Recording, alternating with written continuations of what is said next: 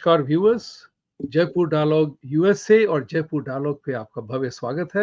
मैं हूं विभूति झा, आपका होस्ट आज के लिए।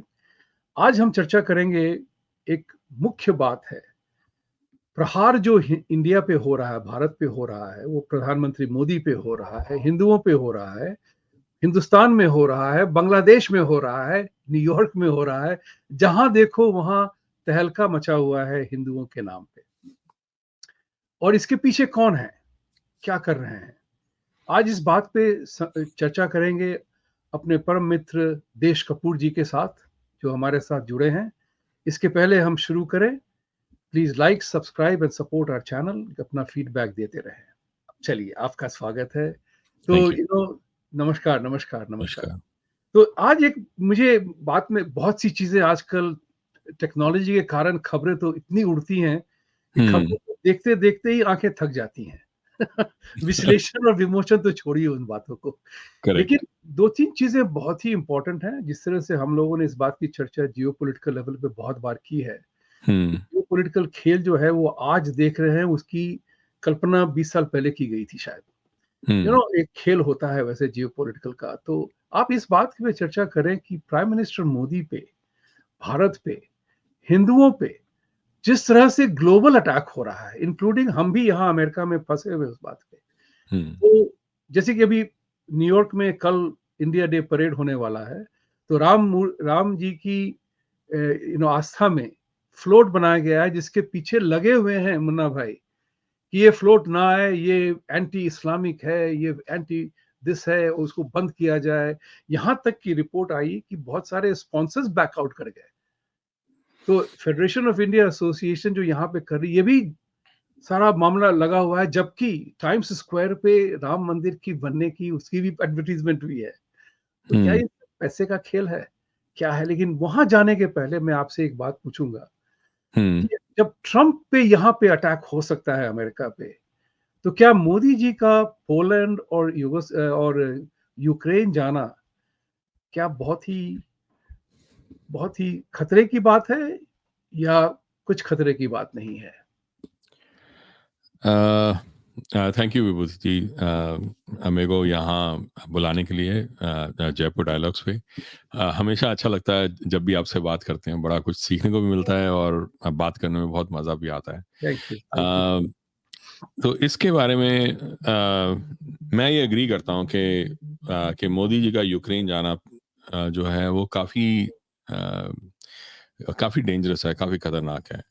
पर अभी ये भी बात तय है कि उन्होंने अभी तक ऑफिशियली अनाउंस नहीं किया। ये बहुत देर पहले उन्होंने कहा ज़रूर था कि वो जाएंगे वहाँ पर ऑफिशियल कंफर्मेशन अभी तक आई नहीं है यूक्रेन जाने की। हालांकि सिर्फ 5-6 दिन ही रह गए हैं। आई थिंक 23rd को उन्होंने जाना था, आज 17 तारीख हो गई है।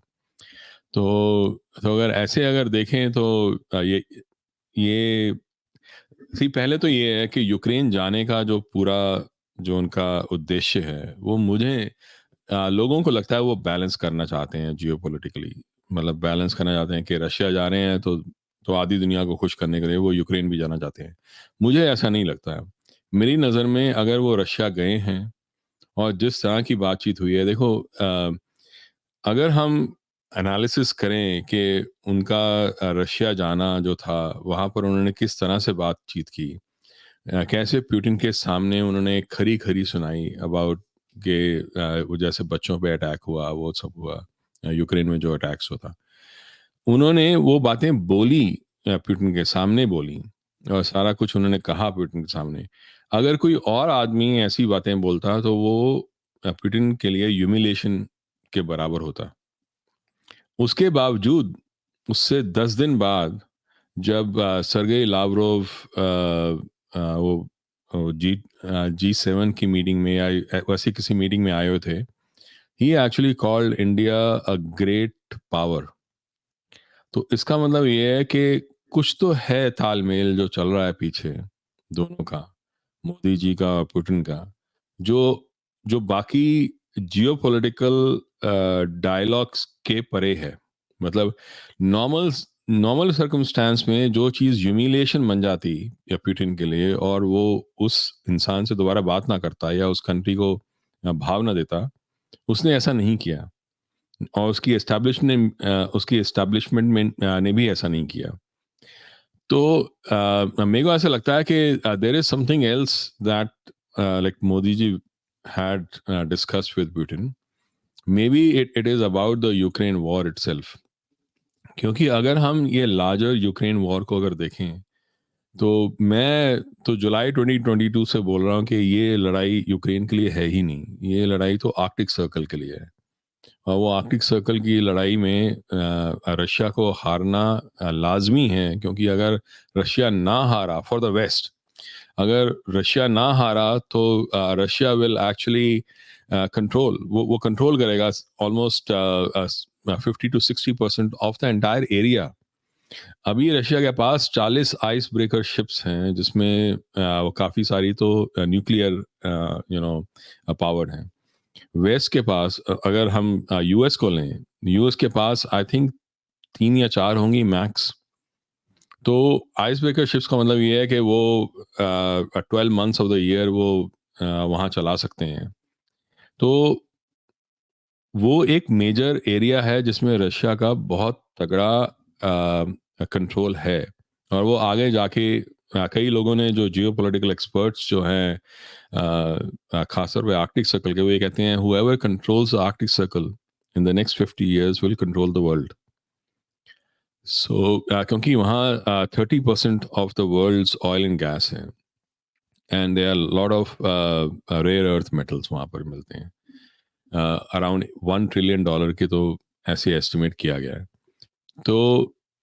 तो यूक्रेन जो है वो और यूक्रेनियंस जो हैं, they are basically sitting ducks. वो प्यादे हैं जिनके सिर पे पैर रख के ये लोग अपनी नेक्स्ट जियो पॉलिटिकल गेम खेल रहे हैं। तो कोई अगर समझदार हो वहाँ पर, वो ये कोशिश करेगा कि यूक्रेन को वेस्ट के चुंगल से, जो जिस चुंगल में वो हैं, ताकि वेस्ट का खुद का फायदा होता रहे लाइक रशिया के साथ लड़ते हुए, उससे थोड़ा थोड़ा ढीला करे। तो maybe there is a personal message from Putin to Zelensky that he was thinking of providing. But जिस तरह के हालात हुए हैं पिछले कुछ दिनों में, खासतौर पर बांग्लादेश के बाद, तो ये खतरा जो है और ज़्यादा बढ़ गया है। बिकॉज सी, वेस्ट जो है, खासतौर पे यूएस, इंडिया इंडिया से दोस्ती तो करना चाहता है, it wants India but without Modi. So ये एक बड़ा मेजर डिस्टिंक्शन है, बिकॉज वो बात करते हैं इंडिया के बारे में हमेशा, और वो मोदी जी को वो साइड पे करना चाहते हैं।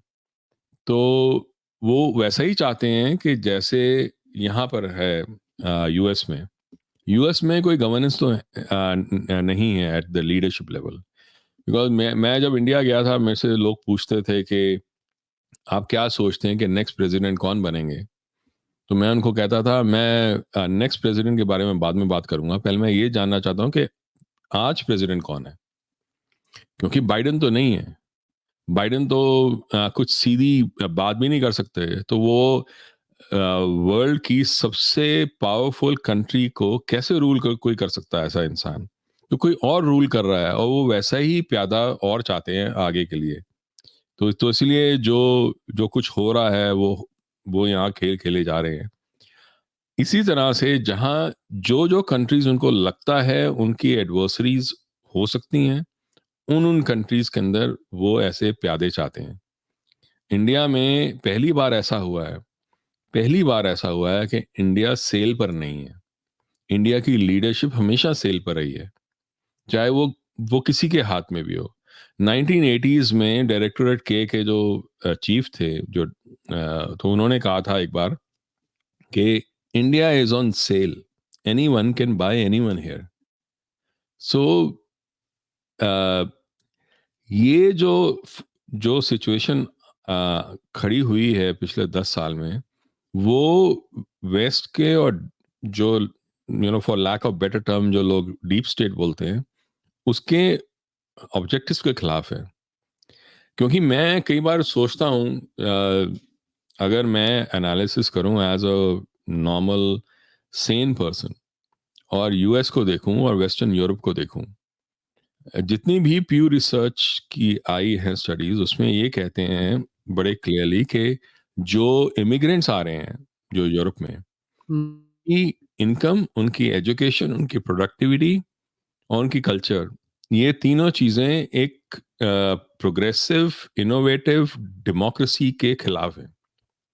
They are not align to that, yet they are the ones who are coming most and they are pushing them. चाहे वो हंगरी में पुश कर रहे हो, चाहे वो पोलैंड में पुश कर रहे हो. तो अगर मैं यूरोपियन यूनियन का चीफ हूं और या मैं इंटेलिजेंस एजेंसी का हेड हूं, और जब मैं देखूं, अगर मैं सपोज जर्मन इंटेलिजेंस एजेंसी का हेड हूं और मैं देखूं कि ऐसी चीज मेरी कंट्री में हो रही है, तो मैं उसको अलाउ क्यों करूंगा?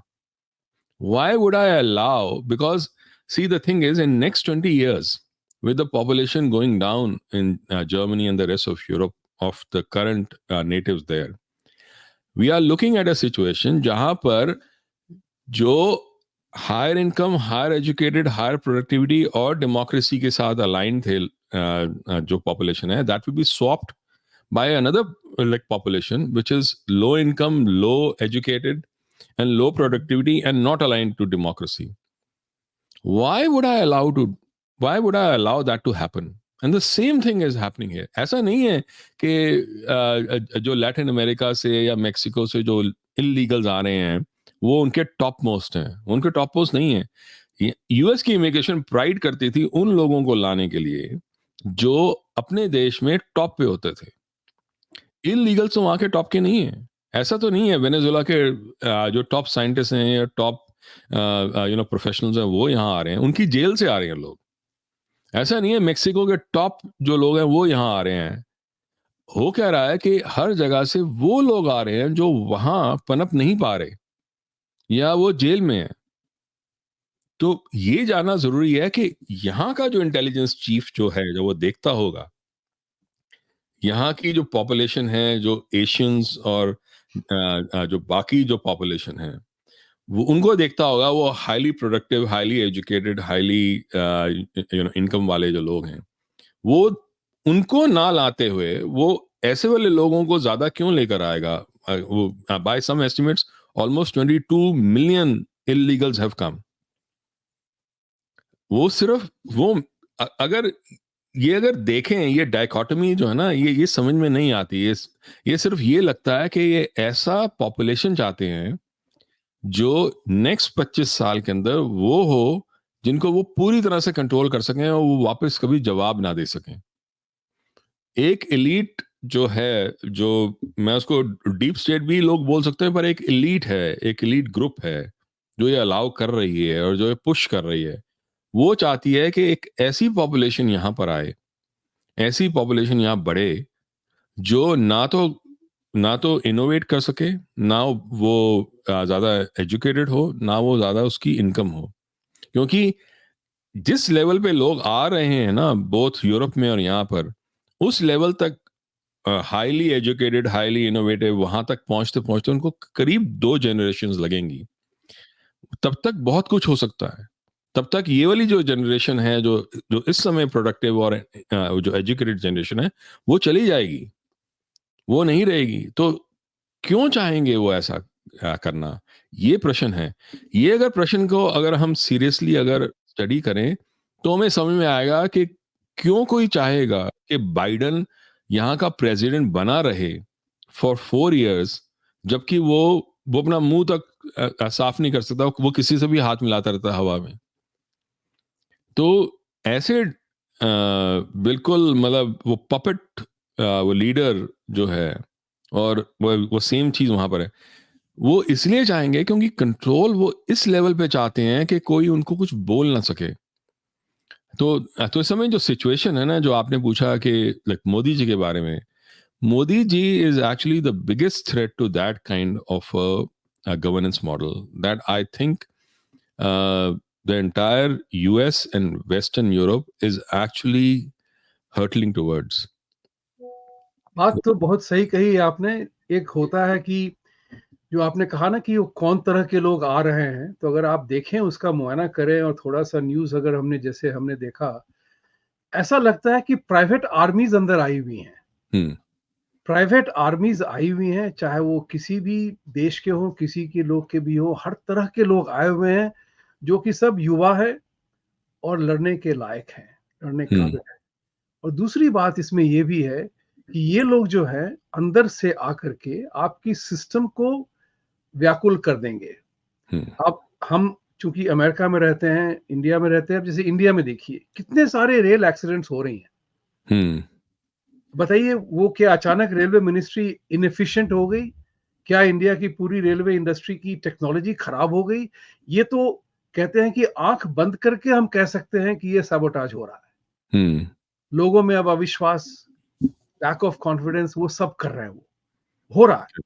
यहाँ तक कि अब लोग कह रहे हैं कि अब तो भैया रेल से ट्रैवल करना मुश्किल हो गया है। कौन सी कहाँ पे कौन सी पटरियों से ये रेल ट्रेन जो है साबरमती एक्सप्रेस गोवा जा रही थी यूपी से, और उसका पूरा एक्सीडेंट हो गया, सारे के सारे डब्बे उतर गए। तो आप सोचिए कितना यू नो कितना कितना कितनी तंगी हो रही है लोगों को। तो आम जनता की जो जिंदगी है उसको बिल्कुल तहस नहस कर रहे हैं। यही यही टैक्टिकल ऑपरेशन है फैसिस्ट कम्युनिस्ट की। उनको सारे के सिस्टम को अपलोड करो। आप देखिए यूएस में क्या हो सकता है। आपको याद होगा, आप हम सबों ने देखा है कि यहाँ पे हमास के जो सपोर्टर थे, उन्होंने आपको इंडिकेशन दे दिया कि हम किसी ब्रिज को ठप कर देंगे, किसी टनल को रोक देंगे, और आपके किसी मॉल को हम ब्लो अप कर सकते हैं। वो तो क्या कहते हैं, वो अंतिफा वालों ने भी कर दिखाया आपको। तो अगर इस तरह से आर्थिक व्यवस्था, सामाजिक व्यवस्था को उथल पुथल कर दिया, तो सरकार क्या लड़ेगी, किससे लड़ेगी? जबकि आपके $900 $900 की आपने माफी भी दे दी है लोगों को। तो उस हिसाब से लेकर के मैं ये पूछना, मेरा सवाल ये है कि आपने जो कहा ना कि इस पे शोध करना पड़ेगा। मोदी जी अब 5 साल के लिए हैं, तीसरा टर्म। ये जो है लोग, इनकी जल्दी क्या है? क्योंकि राजनीति में अब देखिए पलक झपकते लगता है कि 10 साल तो ऐसे ही गुजर गए। करेक्ट?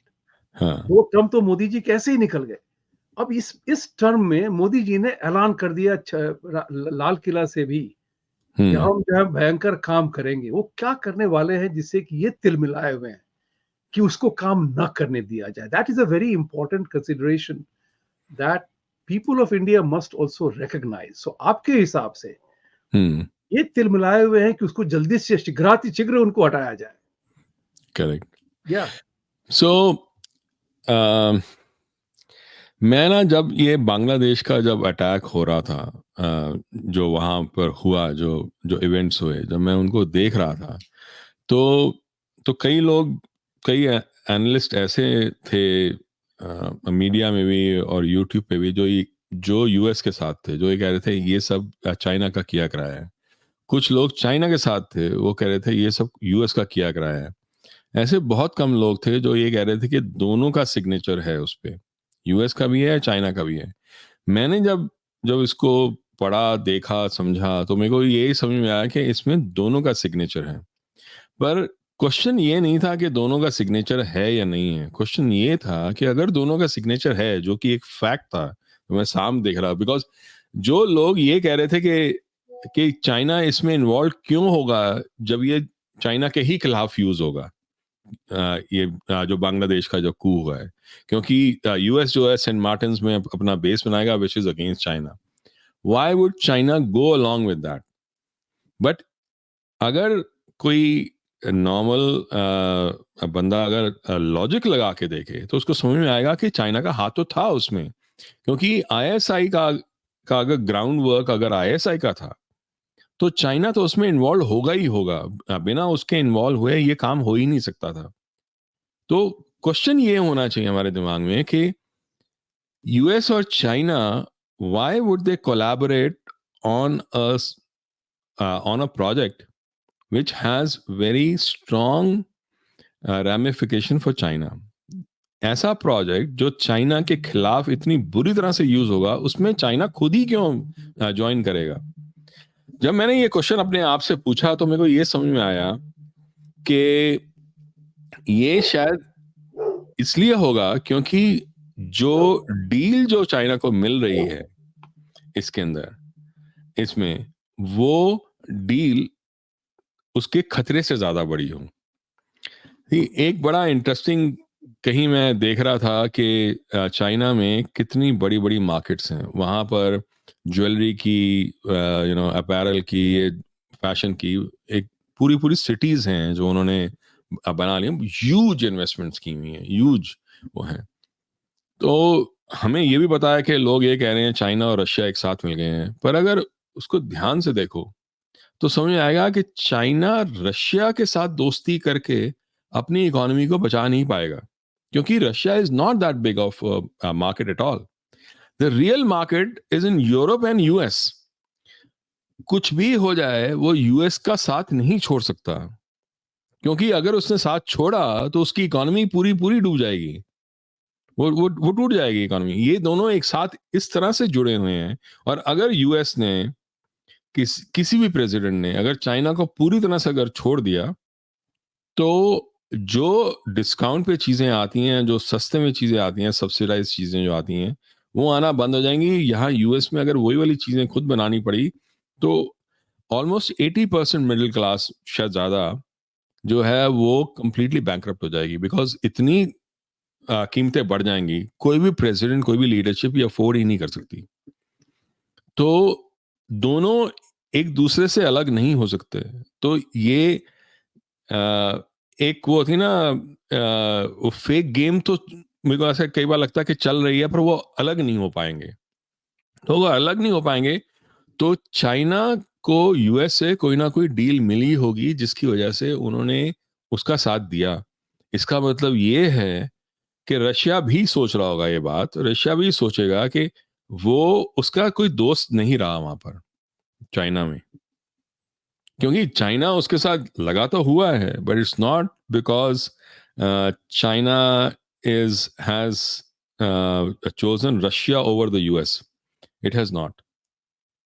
ये वो लॉजिकली अगर मैं सोचूं, क्योंकि मेरे को और कोई वो समझ में नहीं आ रहा ये क्यों चाइना करेगा जो उसने किया है। एक विचार देता हूँ मैं आपको। हम्म।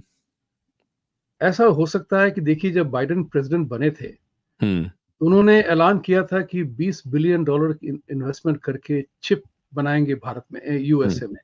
करेक्ट। ताइवान ग्लोबली फेमस था चिप मैन्युफैक्चरिंग में। हम्म। तो अगर मान लीजिए कि पैसे की डील या जियोपॉलिटिकल डील को समझते हुए हम्म। ताइवान और यूएस ने कहा कि चलो, तुम्हारे सारे 20 मिलियन जो हैं, तुम्हारी पॉपुलेशन है, 1 मिलियन होंगे चिप बनाने वाले, हम सब उसको अमेरिका ले आते हैं, 20 बिलियन की इन्वेस्टमेंट करते हैं, ताइवान को मारो गोली।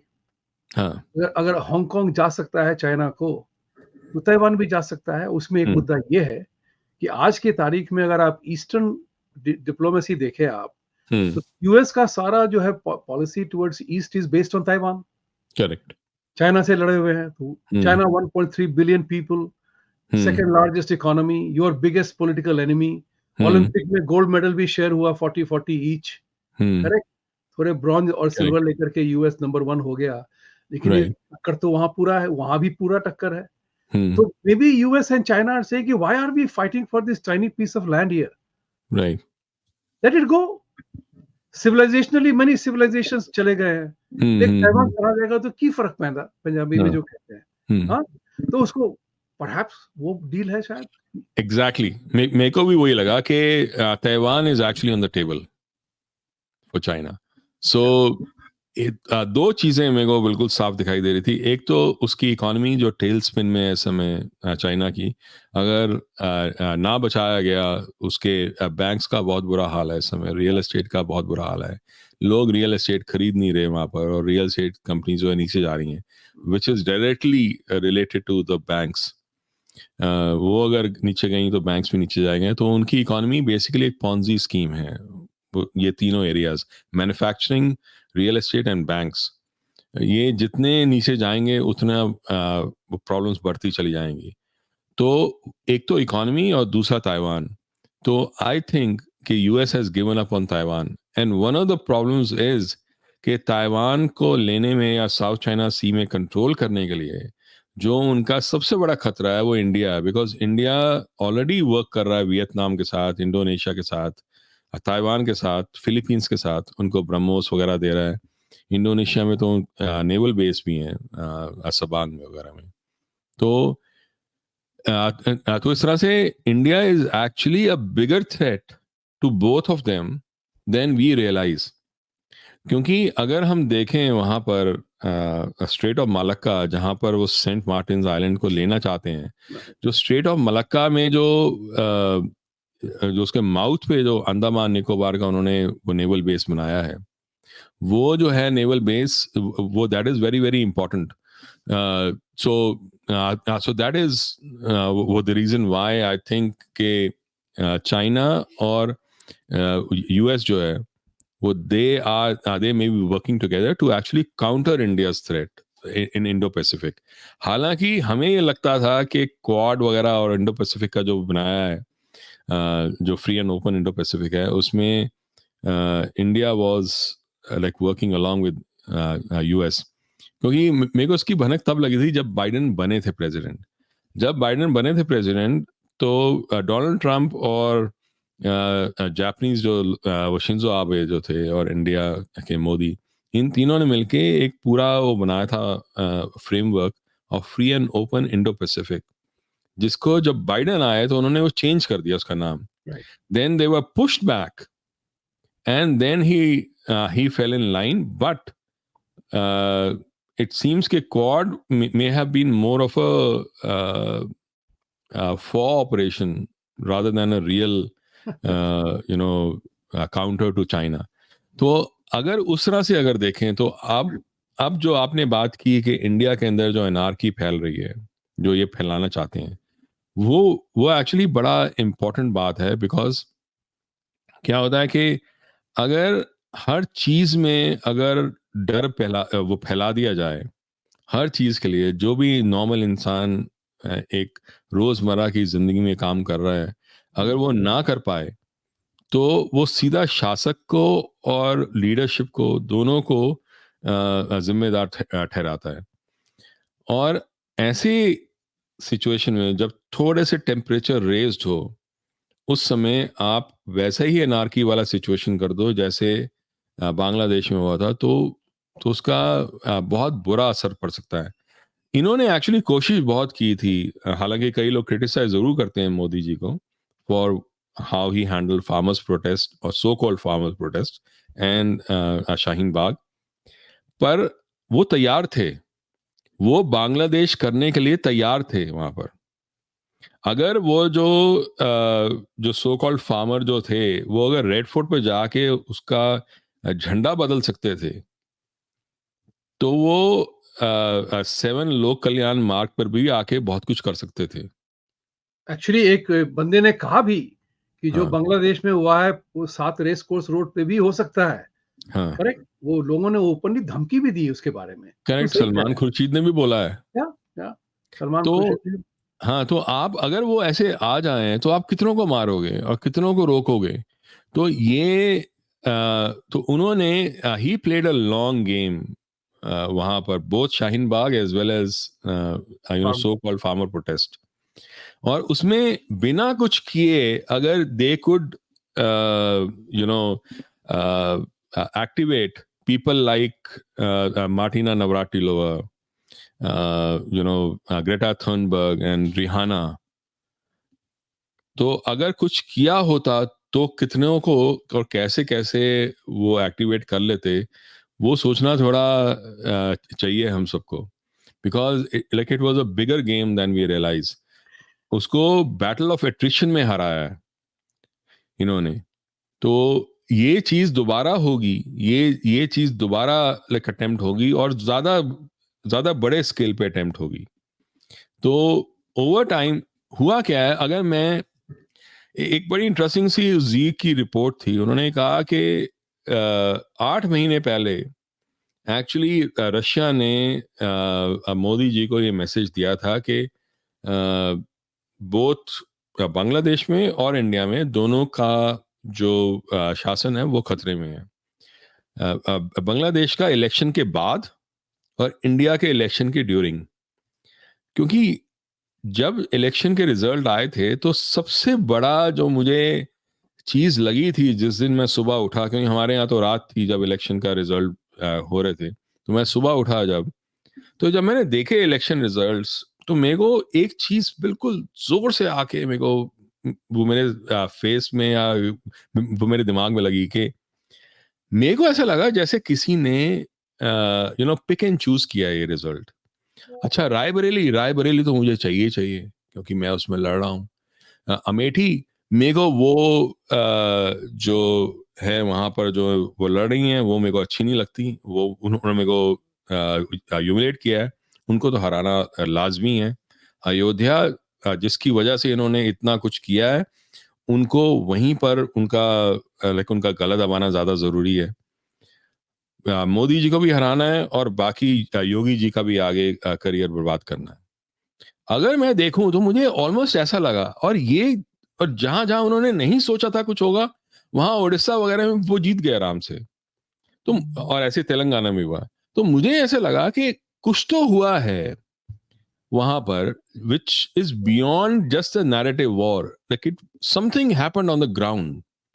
मैं नहीं जानता कि क्या हुआ है।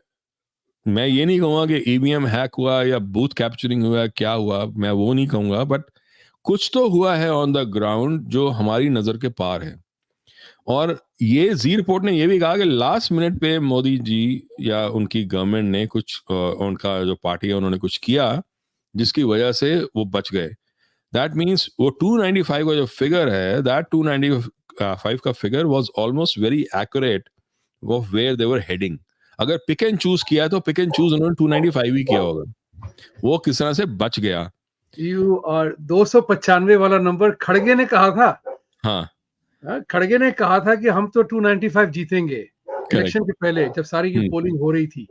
हाँ, आपको याद होगा इस बात को। तो मैंने कहा था कि वो कैसे श्योर है कि उनको 295 मिलेगा, करेक्ट, राइट। और जैसे और मेरा विचार हमेशा से रहा, मैंने हमेशा से कहता रहा कि जब 400 पार की बात कर रहे थे, मैंने कहा कि जब फुटबॉल मैच खेलते हो तो एक गोल करके जीतना भी काफी है।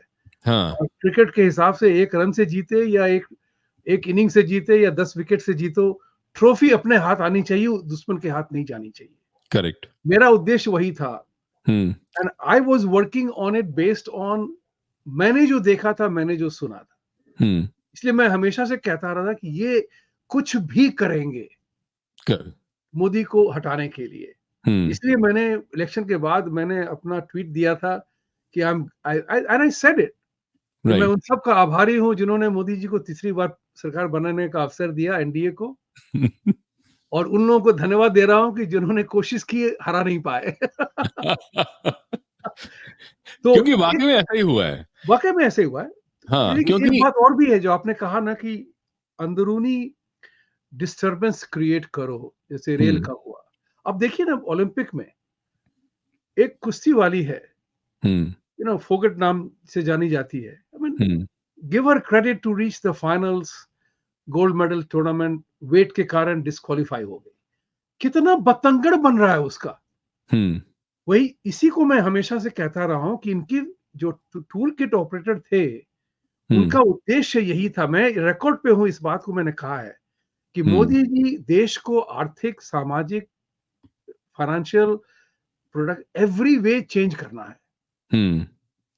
एवरी तरह से चेंज करना है। और जिस चीज से मोदी चेंज करना चाहेंगे, वो उसी में जो भी नाखुश होगा उस ग्रुप को लेकर के फसाना बनाएंगे उसमें। करेक्ट, वही हो रहा है कि अब फोगट को ये करिए, इस फोगट को ये करिए, फोगट ये हो गई, देश की सरकार ने क्या किया। अरे भैया, वो तो ओलंपिक का रूल है। कोई नहीं जानता इस बात को कि एक यूएस जिम्नास्टिक्स में एक अपील करनी थी, एक यूएस ब्रॉन्ज मेडल जिसको चांस थे जीतने के लिए, सिर्फ 7 सेकंड में उसकी डिले हो गई फाइल करने में उसकी complain. She was denied. Nobody is talking about it. US is not talking about it. Olympic का रूल अलग है। यहां तक कि भारत को यह सीखना चाहिए था कि आरक्षण और जुगाड़ ओलंपिक में नहीं चलता। सही बात है। जीतने वाले को जीतना पड़ता है। अगर आपने गलती की, आपका वजन ज्यादा था, आप डिस्क्वालीफाई हो गई, आपको सब कुछ मालूम था। करेक्ट। अब क्यों नहीं, आप ये क्यों कह रही हैं कि भाई हमको खेलने ही देते तो क्या होता, हमको सिल्वर ही दे दो। नहीं, आपको सिल्वर नहीं दे सकते हैं, क्योंकि वेट के कारण अगर गड़बड़ हुआ है कुछ, तो आप डिस्क्वालीफाइड है। आप सिल्वर के लिए भी क्वालिफाइड नहीं है। That is the rule. Right. तो मैं देख रहा हूं कि किसी न किसी तरह से कुछ ना करके उनको जल्दी है मोदी हटाने की। और मेरा ये विचार है, देश जी आप इस पे टीका टिप्पणी हाँ। करें, कि राहुल गांधी जो ओरिजिनल टूल किट था हम्म। वो विफल हो गया बड़े हम्म। प्लान में, तो अब ये प्लान बी चल रहा है इनका। क्योंकि ये दो चीजें हैं इसमें, एक तो मोदी जी को हटाना है, और जो जो हिंदू यूनिटी बनी थी आफ्टर अयोध्या उसको भी तोड़ना है। अगर आप देखो अयोध्या हारने का के बाद सबसे बड़ा जो नैरेटिव वॉर जो या साइऑप्स ऑपरेशन जो हुआ इंडिया में, वो ये था अयोध्या वासी ऐसे हैं, हाँ, उन्होंने सीता को ये किया, उन्होंने ये किया, वो ही ऐसे हैं। लोग अयोध्या वासियों को अगर कहीं कोई मिल जाता था अयोध्या वाला वो उसको गालियां देने लग गए थे। हुआ क्या था कि ये साइऑप्स जो है वो हमारे आपस में लड़ाने की एक का चाल चली है। करना वो ये चाहते हैं कि नेशन वाइड पहले तो हमारा जो मनोबल है उसको तोड़ दें, जो हमारा आपस में थोड़ी सी भी यूनिटी बन पाई है उसको तोड़ दें, जो एक एक तरह का प्राइड जो इंडिया में आया है पिछले 10 साल में उसको गिरा दें। अगर आप देखो जो अभी कोलकाता में वो मर्डर केस हुआ, उसमें ये देखो बहुत घासली और डास्टर्डली एंड ऑल दैट था, पूरी संवेदना है उनके साथ, बट ऐसा नहीं है कि बाकी जगह इतने बड़े दरिंदे नहीं होते। 1.4 बिलियन के अंदर एक ऐसा केस हुआ है, और वो 4-5 पहले भी हुए हैं। यूएस में, सिर्फ यूएस में 50,000 बच्चे ट्रैफिक किए जाते हैं हर साल। वो डास्टर्डी नहीं है, पर उससे क्या अमेरिकन्स, पूरे अमेरिकन्स को हम डिफाइन कर लेते हैं। यहाँ हम एक केस की बात कर रहे हैं। बुरी चीज ये नहीं है कि ये केस हुआ, ये केस किसी भी सोसाइटी में जो वहां के दरिंदे हैं वो कर सकते हैं और करते हैं। बुरी ये चीज है कि हमारी सोसाइटी की जो जो पॉलिटिकल लीडरशिप है और जो जुडिशियल लीडरशिप है, उसने भारतीयों को हर बार धोखा दिया है। क्योंकि अगर हमें याद हो अच्छे से, निर्भया के केस में भी ऐसा हुआ था कि एक जो क्रिमिनल था, जो जिसको जुवेनाइल का सर्टिफिकेट दिलवाकर उसको छोड़ दिया था, और उसमें भी जुडिशरी का हाथ था। जुडिशरी बाकी जगह पे तो पूरी एक्टिविज्म करती है, जहां करने की जरूरत होती है वहां नहीं करती। क्योंकि मैं अक्सर बोलता हूँ, मेरे को लोग कहते हैं अरे कॉन्स्टिट्यूशन ये कॉन्स्टिट्यूशन वो, और जुडिशरी इतना बोलती है। मैं कहता हूं जब कॉन्स्टिट्यूशन को बचाने का टाइम था, 2 बार ऐसा हुआ है कि जुडिशरी ने has thrown the Indian citizens to the wolves. That has happened. एक बार जो इमरजेंसी में हुआ, वो 4 जज जिन्होंने उसको इमरजेंसी को ये कहा कि इंडियन सिटीजन्स के राइट वो बर्खास्त हो सकते हैं, वो लोग उन्होंने जो वो जजमेंट दी, वो चारों के चारों became the greatest legal luminaries and chief justices। और एक जिन्होंने डिसेंट किया था, he never became a chief justice। मैं वो वॉरेन बफेट एक बड़ी इंटरेस्टिंग बात बोलते हैं। वो कहते हैं if you have integrity nothing else matters, and if you do not have integrity nothing else matters. अगर पीएन भगवती ने had made the decision, made the judgment to throw the Indian citizens to the wolves, if YV Chandrachud, Justice Sen and all these, they had made the judgment to throw the Indian citizens to the wolves, and exactly that that is exactly what they did, because उसके बाद इतना torture हुआ था। How can I believe anything they have ever said in their lives and in their judgments? If you do not have integrity, then nothing else matters। Absolutely। इस judiciary ने दूसरी बार किया, national advisory council जब UPA 1 UPA 2 में बनी, उस समय भी रोका गया, क्योंकि वो जो था वो ऑफिस ऑफ प्रॉफिट का वो आया था केस, उसमें भी सुप्रीम कोर्ट ने again betrayed the Indian citizens, और एक्स्ट्रा कॉन्स्टिट्यूशनल बॉडी को उन्होंने आगे बढ़ाया। मेरा ये कहना है कि इसी जुडिशरी ने हमें इस बार भी फेल किया है, वो बार बार कामधुनी में भी किया, निर्भया में भी किया, हर केस में हमारा फेलियर जो इंडियन सोसाइटी का जो फेलियर है वो जुडिशरी और पॉलिटी में है, सोसाइटी की कल्चर में नहीं है। पर हमें बनाए, ये जो नैरेटिव क्रिएट किया जा रहा है वो ये क्रिएट किया जा रहा है कि इंडिया की कल्चर ने फेल किया इंडिया को, इंडिया की स्पिरिचुअलिटी ने इंडिया को फेल किया। नहीं, ऐसा नहीं हुआ। इंडिया की जुडिशरी और इंडिया की पॉलिटी ने इंडिया को फेल किया है। जिस जिस जगह पे जिन जिन पॉलिटिशियंस ने उन उन क्रिमिनल्स को बचाया, जुडिशरी ने बचाया, उन्होंने फेल किया भारतीयों को। पर उन्होंने यही यूज कर रहे हैं। तो मेरा कहने का मतलब ये है कि ये जो वॉर्स हैं, इन वॉर्स में हमारा मनोबल तोड़ा जाएगा ये कह के कि आपकी कल्चर ही खराब है, आप हो ही खराब, अयोध्या वासी ही खराब हैं, अयोध्या वासी में कुछ है ही नहीं ढंग का। ये कह कह के हम भी बह जाते हैं कई बार। हमें हमें क्रिटिकली सोचना होगा कि इस समय we are on the menu, our culture is on the menu. You know 300 AD में जो ग्रीस में कोई ये कह नहीं सकता था कि ग्रीक सिविलाइजेशन कभी समाप्त भी हो सकती है। और 600 एडी शुरू होने के बाद कोई ये कह ही नहीं सकता था कि ग्रीक सिविलाइजेशन जैसी कोई सिविलाइजेशन कभी यहाँ थी भी। तो किसी ने पूछा एक इवेंजलिस्ट से, तो उसने कहा कि तो उसे पूछा गया कि why did the Greeks convert so easily, why did they give up so easily. तो उसने कहा कि they had come to a point where they realise that there was nothing worth saving. That is a point जहां पर हमें heard किया जा रहा है, हमें पुश किया जा रहा है कि वी रियलाइज कि there is nothing worth saving in our culture and in our spirituality, in our religion, in our traditions, so that हम खुद बिक जाएं जैसे हम बिकते रहे हैं। इसीलिए वो मोदी जी के इतना खिलाफ है, because he is the only one who is holding the gates for the barbarians to enter and saving the fort, like avoiding them to enter.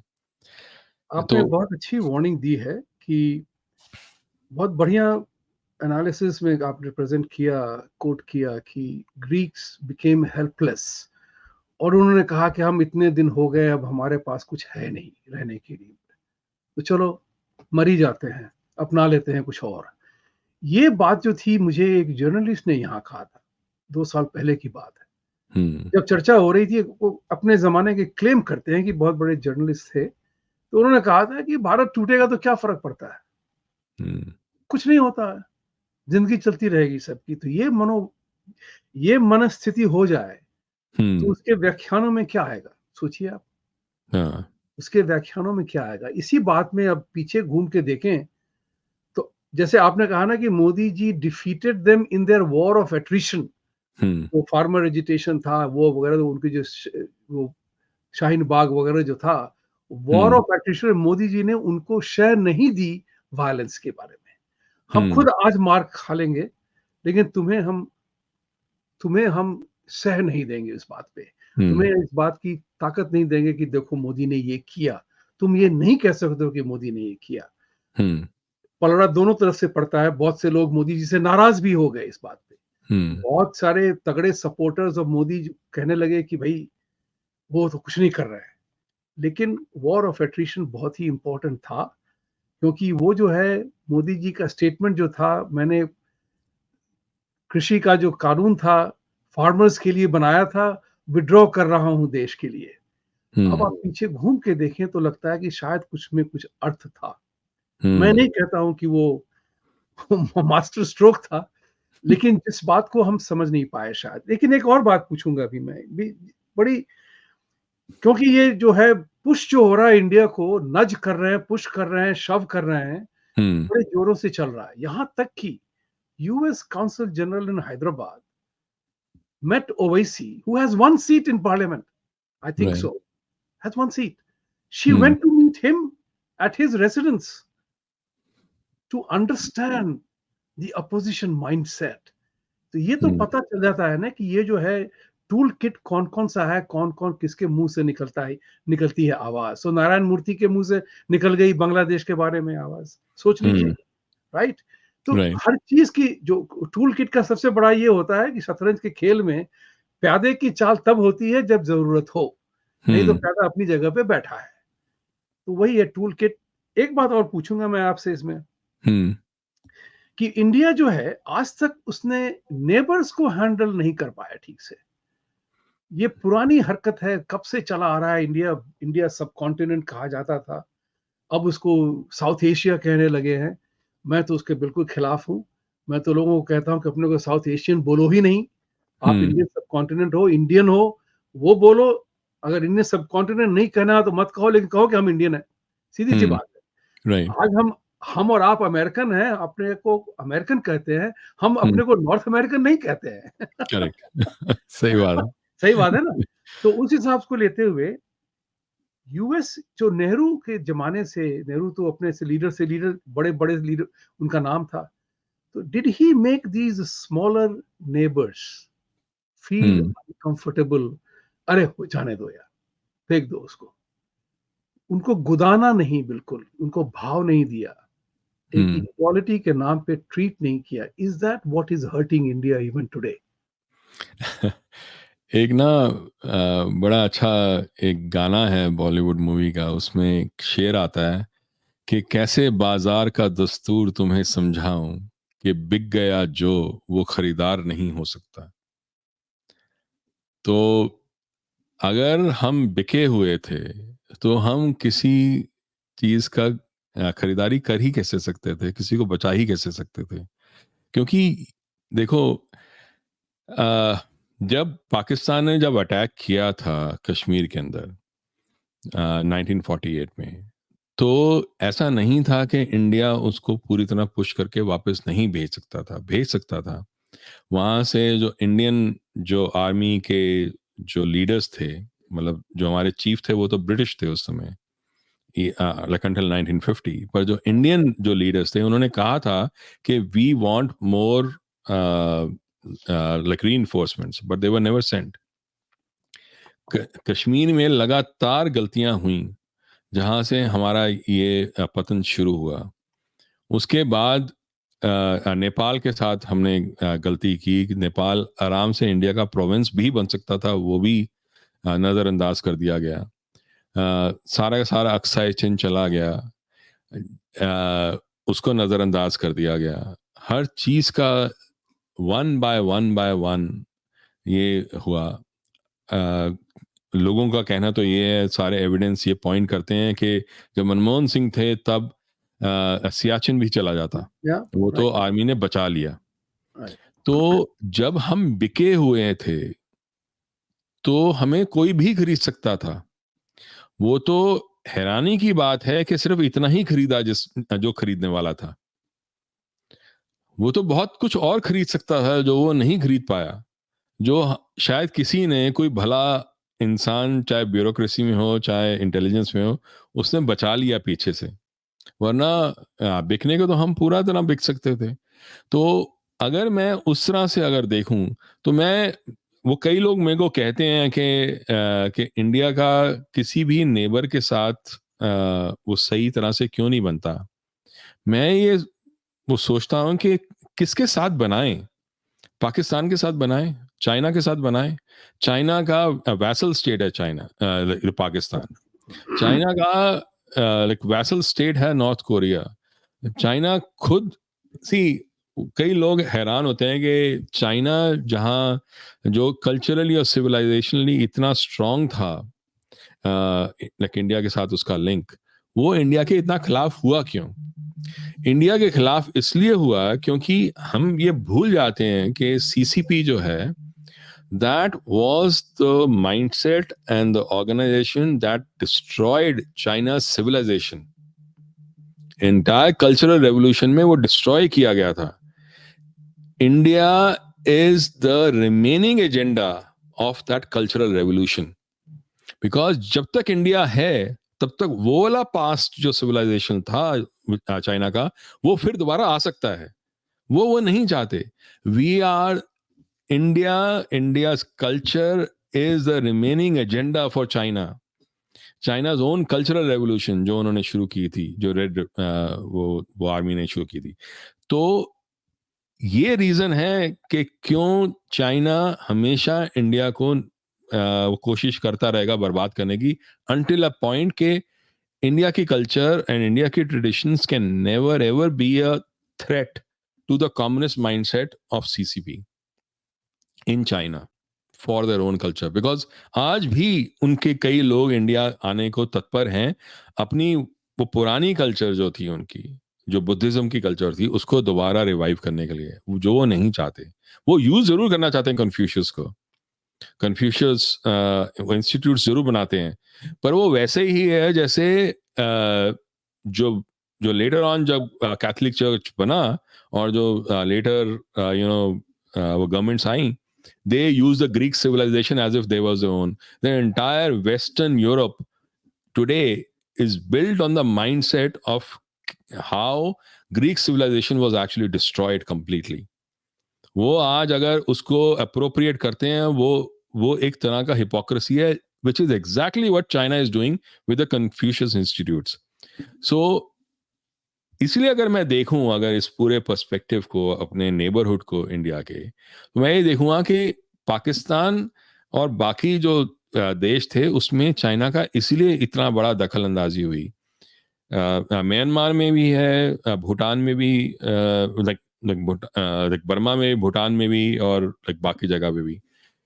India की जो लीडरशिप थी उनकी गलती ये रही कि वो ये बात को या तो समझ नहीं पाए या वो खुद अप्रोप्रिएट हो गए और वो कुछ करना नहीं चाहते थे।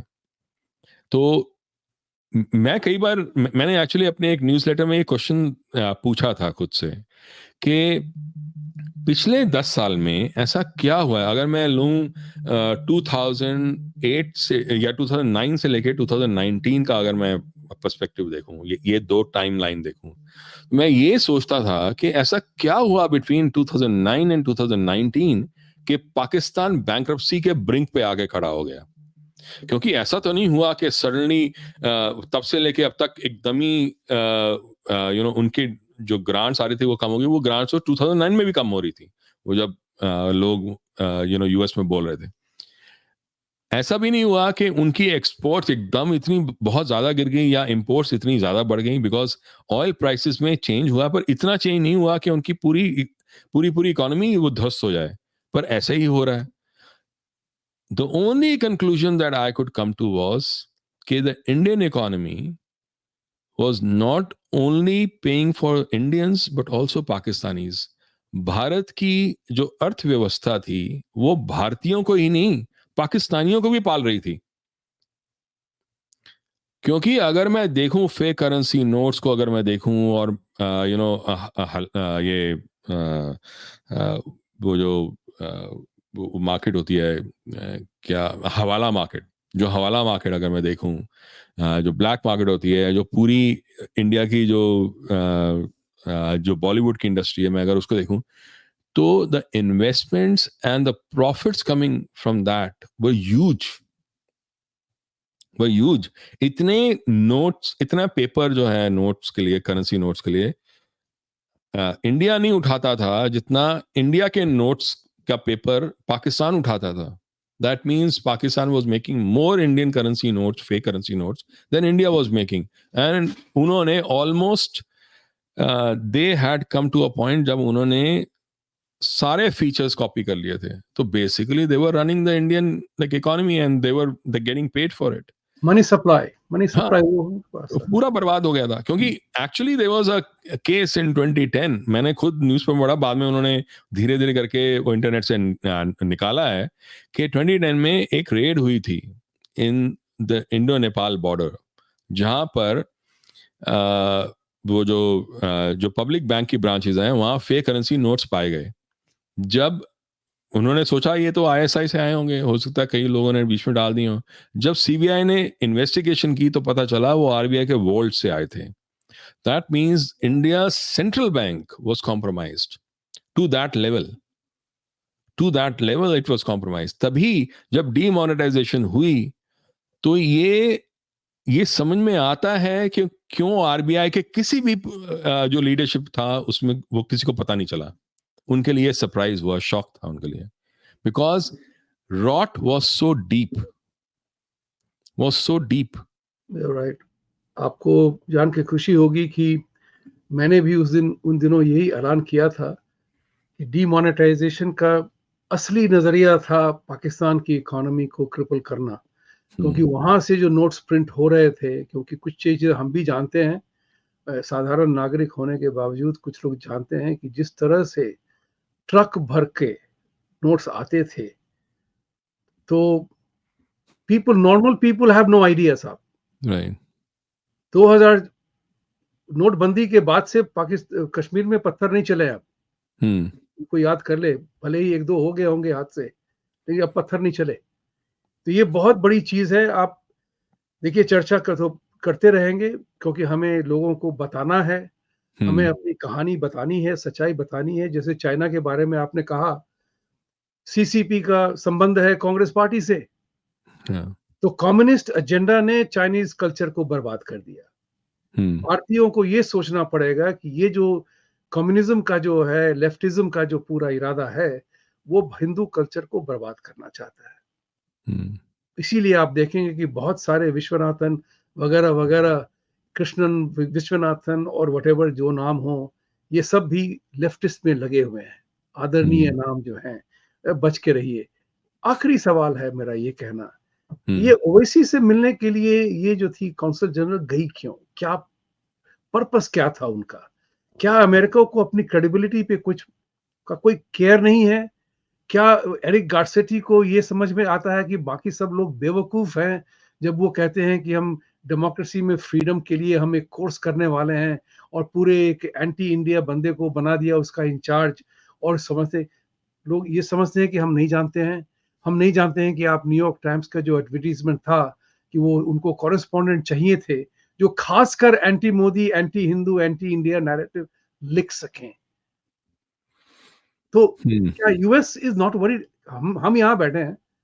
Do we have no power, no authority, no right, nothing to tell the US government stop, to use the American slang, stop screwing around with us? Right.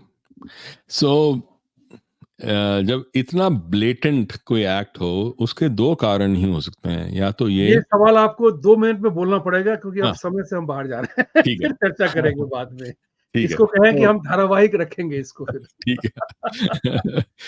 तो इसके दो कारण हो सकते हैं. पहला कारण ये हो सकता है कि या तो वो इतने कॉन्फिडेंट हैं अपनी पावर के बारे में कि उनको कोई फर्क ही नहीं पड़ता. दूसरा कारण ये हो सकता है कि वो इस पॉइंट पे आ चुके हैं कि इसके अलावा उनके पास और कोई चारा है ही नहीं. तभी वो either it is an act of confidence or it is an act of desperation. ये दो चीजें हो सकती हैं.